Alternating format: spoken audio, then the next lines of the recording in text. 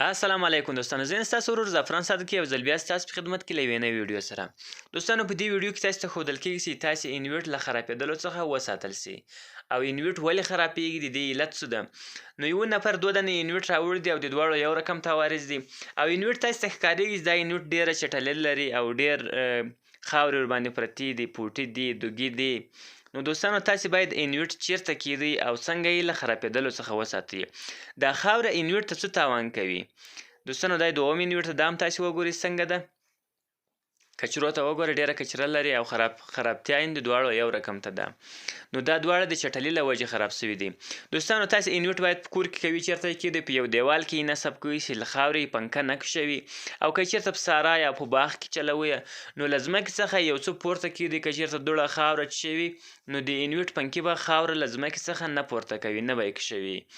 او بل، تاسې انویټ په پلاستیک کې مه نغاړئ. اکثره خلک یې په پلاستیک کې نغاړي. هغه هم خوله ورته ساتي او هم د انویټ پنکې سړه هوا نسي کشولی، انویټ ګرموالی پیدا کوي. دا یې دواړه تاوان دي. او انویټ چې کله کوم استادان دي له هغو څخه هیله کیږي که انویټ چېرته جوړوئ نو اول یې ښه صفا کړئ، پاک یې کړئ. له هغه وروسته کار ورباندې وکړئ، عوارض یې پیدا کړئ، له عوارضو وروسته انویټ ورته جوړ کړئ. او انویټ تاسې ته ښکارېږي چې موږ صفا کړل، پاک مې کړل او د دواړو یو رقم ته عوارض ده. تاسې ته ښکارېږي دا یو موږ ورته جوړ کړلو او دا بل هم تاسې ته وښودل سي.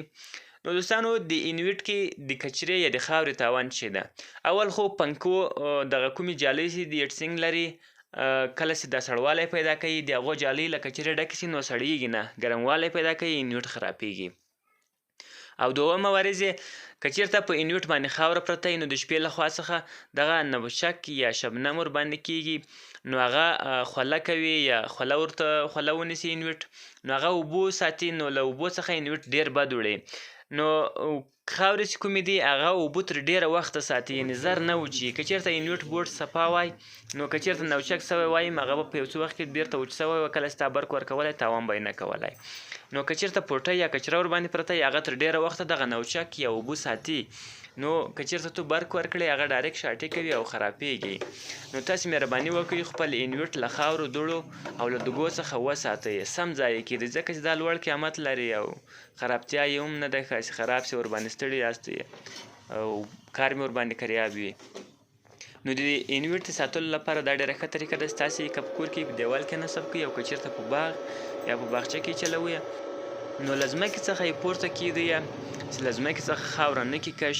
نو دوستانو، دا و د انویټ په باره کې معلومات چې انویټ مې له خرابېدلو څخه وساتل سي.